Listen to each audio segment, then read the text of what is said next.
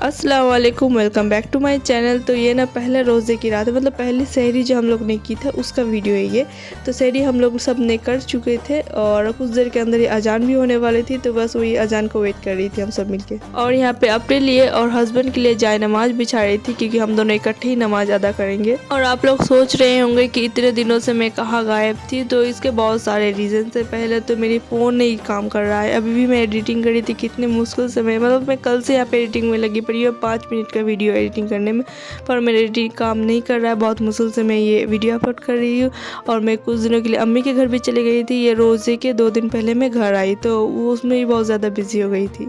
और आप लोग को तो पता है, अगर आप चले जाओ कुछ दिनों के लिए, उसके बाद घर आओ तो ऐसे ही घर पे कितना ज़्यादा काम फैल जाते हैं। तो ये तो रोज़ा था, मतलब रोज़े का 2 दिन पहले मैं घर आई थी अम्मी के घर से, और घर में बहुत ज़्यादा काम फैला हुआ था। जैसे ग्रोसरी करवानी थी, उसके बाद मुझे कुछ 1-2 रेसिपी मैंने बनाया था, वो रेसिपी मैं अभी तक आप लोग को नहीं शेयर कर पाई, क्योंकि मेरा एडिटिंग काम नहीं कर रहा है मोबाइल का। पता नहीं क्या प्रॉब्लम हो चुका है, पर देखते हैं हम कि अभी क्या करा जा सकता है। तो वही फ़िलहाल आते वीडियो की तरफ। तो यह दोपहर का टाइम हो रहा था और मैं यहाँ पे ईवान के लिए जूस दे रही थी, ईवान को निकाल के मौसम्बी का। उससे तो मौसम्बी का जूस बहुत ज़्यादा पसंद है, बहुत ज़्यादा पसंद करते हैं वो खाना, और हेल्थ के लिए भी बहुत ज़्यादा अच्छा होता है खाना। ईवान को जूस देने के बाद मैं आ गई थी किचन में चीरा फ्राई करने के लिए, क्योंकि हस्बैंड को तो रोज़ा खोलने के वक्त में चीरा सामने चाहिए ही चाहिए। मतलब वो हर चीज़ से कॉम्प्रोमाइज़ कर सकते हैं, पर चीरा से कॉम्प्रोमाइज़ उसे किसी भी हाल में नहीं करना। इसलिए मैं यहाँ पे आ गई थी चीरा भाजने के लिए, और अभी करीब टाइम हो रहा था 12।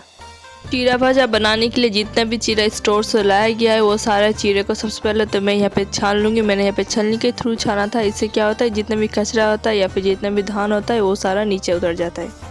सारे चीरे को अच्छी तरह से छानने के बाद इसे मैं ड्राई रोस्ट करूँगी। सबसे पहले तो मैंने वहाँ पे कढ़ाई बैठा दिया था, उसमें ड्राई रोस्ट करूँगी। और यहाँ पे मैंने एक और बर्तन ले लिया था, उसमें शिफ्ट करती जाऊँगी ड्राई रोस्ट कर करके।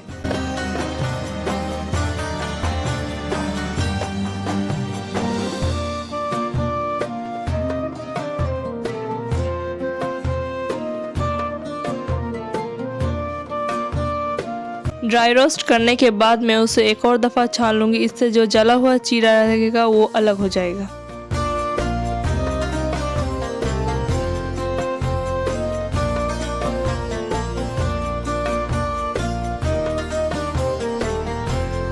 सारे चीरे को मैंने इस तरह से ड्राई रोस्ट कर लिया था। अब ये आखिरी चीरा था जो मैं यहाँ पे फ्राई कर रही थी। अब बारी है इसे सारा कुछ देके, मतलब तेल, प्याज, उसके बाद हरी मिर्ची और चीना बादाम देके इसे अच्छी तरह से रोस्ट करने का। और यहाँ पे मैंने देखिए इतना ज़्यादा चीरा मैंने फ्राई किया था। इतने सारे चीरे फ्राई करने में मुझे करीब 1 घंटा से ज़्यादा वक्त लगा था। और उसके बाद जब अब आती है चीरे को सारा चीज़ों के साथ फ्राई करने के बारे, तो यहाँ पर मैंने कढ़ाई पर ऑयल लिया था। ऑयल जब अच्छी तरह से गर्म हो चुका था, तो उसमें मैंने कुछ हरी मिर्च ऐड कर दी थी। मतलब हरी नहीं थी, मतलब हरी थी, पर वो 2-3 दिन में रखे लाल हो चुकी थी। वो सारे मिर्ची मैंने ऐड कर दिया था। और मैं इतने सारे चीरे को तो एक दफ़ा मतलब नहीं होगा, मेरा कढ़ाई छोटा था, इसलिए मैंने 2 दफ़ा इसे फ्राई करूँगी। तो मैं सारा चीज़ मतलब हाफ ऑफ करके इस्तेमाल कर रही थी। यहाँ पे मिर्ची अच्छी तरह से चटकने के बाद मैंने इसमें प्याज ऐड कर दिया था। और प्याज अब अपने टेस्ट के अकॉर्डिंग ही ऐड करना। और प्याज जब थोड़ा सा गोल्डन ब्राउन हो जाए तो उसमें चीना बादाम ऐड कर देना। और चीना बादाम को भी तेल में अच्छी तरह से फ्राई किया था। फ्राई करने के बाद मैंने थोड़ा सा इसमें ना हल्दी ऐड किया था, क्योंकि मुझे चीरा भाजा में हल्दी बहुत ज़्यादा पसंद है और देखने में बहुत ज़्यादा अच्छा लगता है, इसलिए मैंने हल्दी ऐड किया था। और हल्दी को भी थोड़ा सा स्टर दे दिया ताकि हल्दी का कच्चापन जो है वो दूर हो जाए। उसके बाद मैंने यहाँ पे आधा जितना भी चीरा मैंने फ्राई किया, उससे आधा चीरा यहाँ पे इस्तेमाल किया था। उसके बाद ये इसमें ऊपर से जाएगा सॉल्ट, और इसे अच्छी तरह से मिक्स करना है। उसके बाद ये चीरा भाजा रेडी हो जाएगा।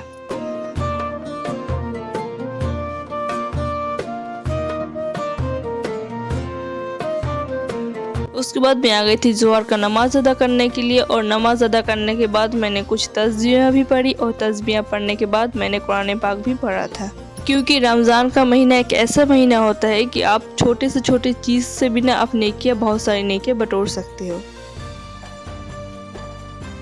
असर का नमाज़ अदा करने के बाद मैं आ गई थी किचन में अफ्तारी बनाने के लिए। तो यहाँ पे मैंने बोरबोटी को भी बॉईल करके रख दिया था, और यहाँ पे मैंने दाल को भी पीस के रख दिया था। दाल में जाएगा नमक, हल्दी, हरी मिर्चें और प्याज जाएगा दाल में, और उसको भी बोरा फ्राई कर लूँगी। और पकौड़े बनाऊँगी बेसन का, तो उसके लिए मैंने बेसन का भी घोल के रख दिया था। अब जल्दी से मैंने बनाना है। अफ्तारी बनाने में ना आज इतनी ज़्यादा हड़बड़ी लग गई थी, मतलब जैसे घड़ी घोड़ा बन गया था, इतने ज़्यादा तेज़ भागे जा रहा था और मैं भी कहाँ हाथ पैर चलाई जा रही थी। तो जी ये था अफ्तारी का फाइनल लुक। मतलब टेबल पे रखते रखते ही ना सारे खाने स्टार्ट कर दिया था, मतलब मैं क्या ही करती।